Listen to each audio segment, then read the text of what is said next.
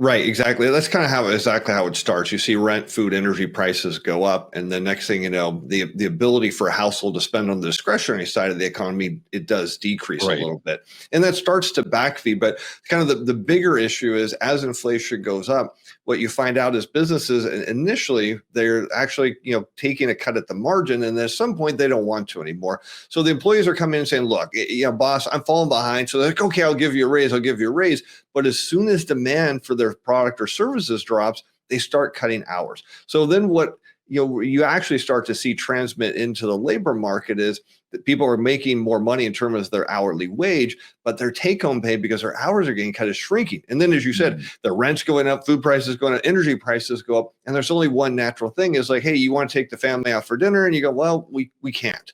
So you start to make little cuts here and there. Well, those little cuts start to magnify in the system. So somebody's restaurant business is a 20% decline. Well, they have no choice. They're going to lay some people off. They're going to cut hours. And then next thing, those people are going to have less spending in the economy. This is going to just cycle over and over until you get to kind of where we're at now is where take-home pay is shrinking, prices are rising.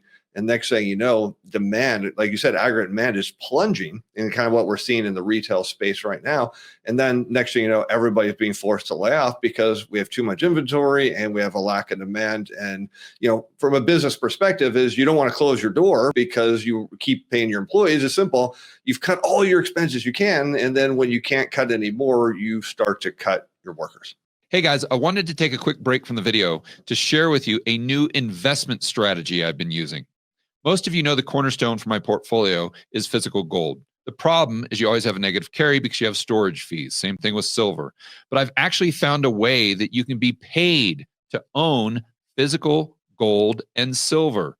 And here's the best part. You're not just paid an interest rate in fiat currency. You're paid an interest rate in more precious metals.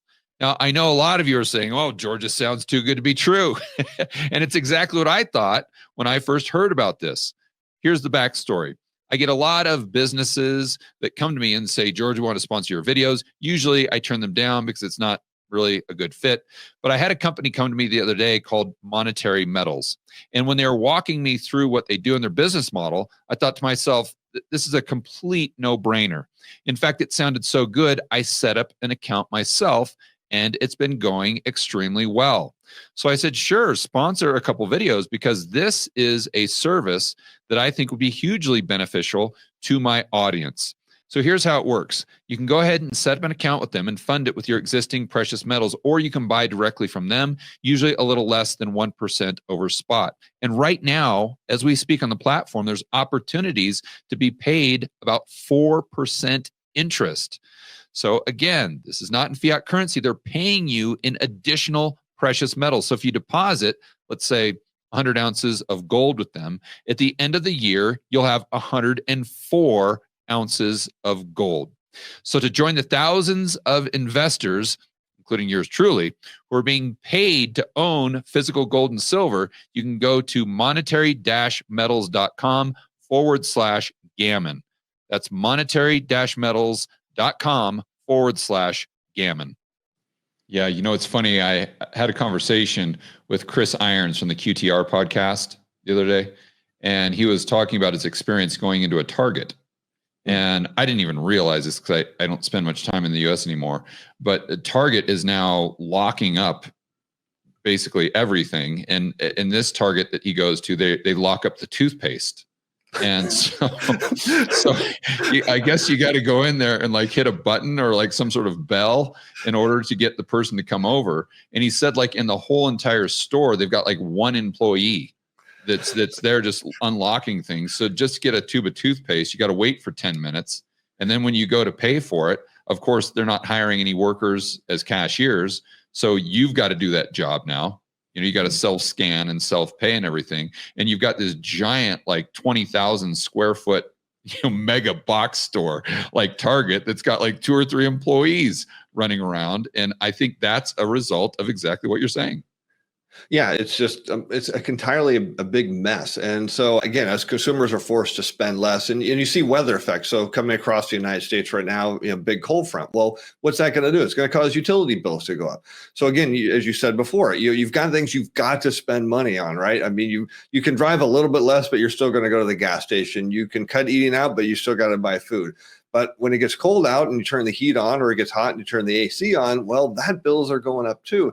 And there is going to be a sacrifice, and it's going to come all on the discretionary side of the economy. That's kind of why we're starting to see the services sector slow down now, George. I mean, before people said services was lead the the U.S. economy and the global economy out of the slump. We said, no, the manufacturing sector spends so much money on services that if the manufacturing slows down, services will backflow. Sure enough, that's happening. And now what are we hearing from the services sector? Demand's dropping. They're still, buying stuff to sell. But again, they're seeing demand go down, and that means employees got to go. I try to think through what would cause me, outside of government spending and doing the same things that we did during the surveillance of sickness, what would cause me for my base case to switch from more disinflation and recession to something like we saw in the 1970s. And for me, it's all about incomes. Because if I saw incomes going up at the same rate as the prices of the stuff you need, well, okay, then they're not going to have to rob Peter to pay Paul anymore. They're still going to have that discretionary income to go ahead and spend at Target or the restaurant or whatever it is. And as a proxy for that, a broad proxy, I try to look at M2 money supply and then maybe like loans and leases. So if I saw M2 going up like this, then I'd be a little bit more confident in that base case switching over to, okay, we're probably going to have a reacceleration, not just stagflation, but a reacceleration of consumer prices going back up to, as measured by the CPI, 5, 6, 7, what have you.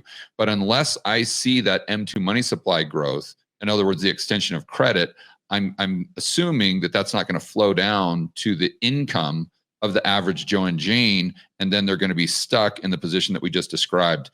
That's what I use as a proxy. What metric do you use?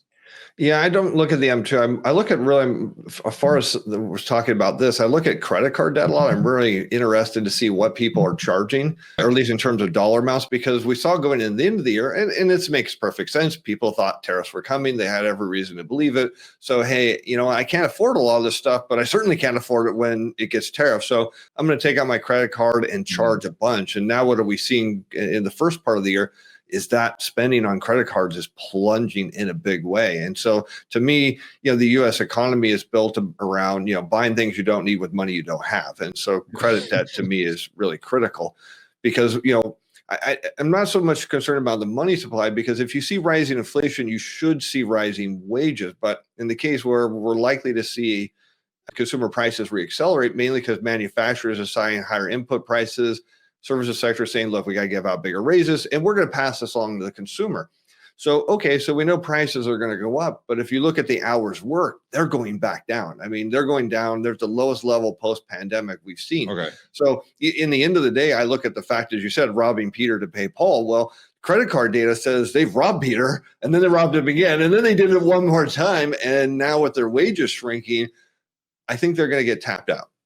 Okay, so that's an interesting way to look at it. Makes a lot of sense. So if I can just paraphrase what you're saying there, if you didn't see this huge draw on credit cards, then that would lead you to believe that incomes are going up at a pace to where it's not impacting their discretionary spending. But if you see the credit card usage spike higher, that's telling you, okay, their incomes aren't going up enough. And then once you see the big spike, you see it start to drop lower.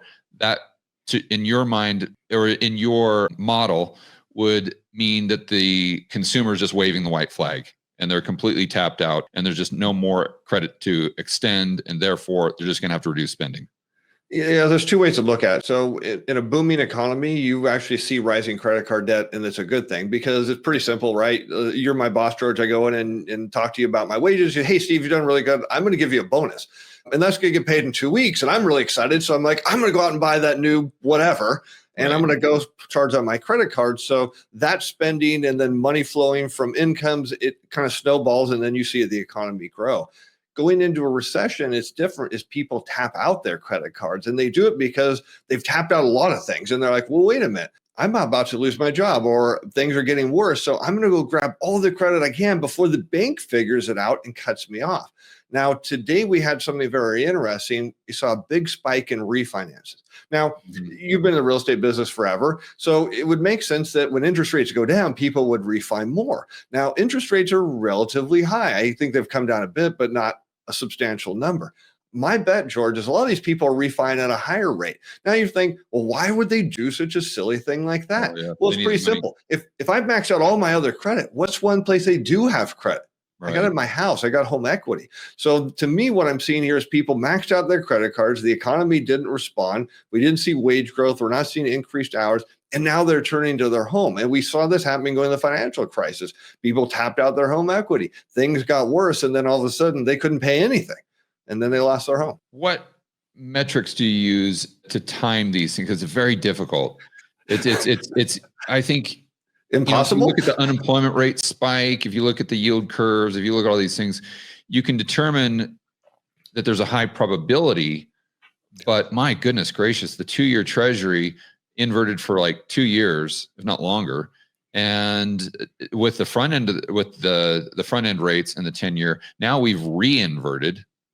So it's like, when does this, and usually that what happens, just for the viewer, is you get the inversion, let's say in the 3-month and the 10-year, and then the curve inverts, it starts to steepen out. And that's normally when the stuff hits the fan. But what we've seen this time is the stuff not hitting the fan yet. And then that 10-year treasury yield coming back down even lower than the 3 months. So you see an inversion, an uninversion, and then a re-inversion. So it's like, what the hell is going on here, Steve? And how on earth can you time when let's just say the stuff is hitting the fan? Yeah, you can't really time it, but there's a point in the labor market, whether it's the unemployment rate, continued claims, or hours worked, where you see kind of an inflection point. And if you look back at prior cycles, all you can see is that was the point, and I can look back and see it. Is that the same point every time? It's not. But as you kind of mentioned, the yield curve here, and that's kind of interesting because, again, terrible timing mechanism, but it gives you an idea of what's coming.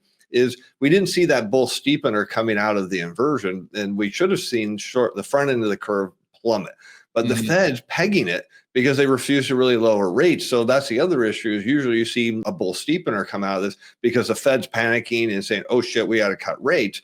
Well, this time they're saying we're not going to cut rates because we're fixated on inflation. Of course, I think that's hilarious, George, because I look back at prior cycles, the Fed's cut into rising inflation every time because they cut into stagflation.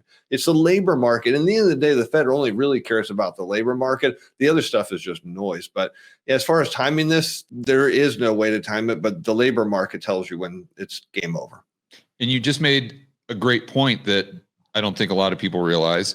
And that's, in these cycles, often you see the CPI go up before it crashes down. And let's just go back to 2008, because I've studied that quite extensively. When they started cutting rates, September 18th, 2007, they dropped by 50. We all know that. And then in 2007, they dropped by 100, and then they kept dropping and dropping and dropping. Well, when they started in 2007, the CPI was right around 3.5. And if you fast forward to July of 2008, the CPI was 5.6. 5.6. So we're sitting here talking about a reacceleration of inflation when the CPI has gone from 2.4 to 3%, up 60 basis points. Think about what was happening then when it was up 200 basis points and the Fed was still cutting massively into the. Hey guys, I'd like to personally invite each and every one of you to attend this year's Rebel Capitalist Live. This is the incredible conference I put on annually that helps you build a bulletproof portfolio. It helps you increase your personal freedom and liberty, and also it helps you increase the size of your network. In other words, you get to meet a lot of like-minded individuals, fellow rebel capitalists. It's in Orlando, May 23rd through the 25th. Past speakers have included people like Robert Kiyosaki, Ron Paul, Peter Schiff, Mike Maloney, Lynn Alden, just to name a few. So to get your tickets ASAP and to find out who is speaking at this year's Rebel Capitalist Live, you can check it out at rebelcapitalistlive.com. And just a little quick insider information, if you get your tickets sooner than later, you can get a discount, because as we get closer and closer to the event, the tickets go up in price. So don't wait. Go to rebelcapitalistlive.com right now and get your tickets, and I will see you in Orlando May 23rd through the 25th.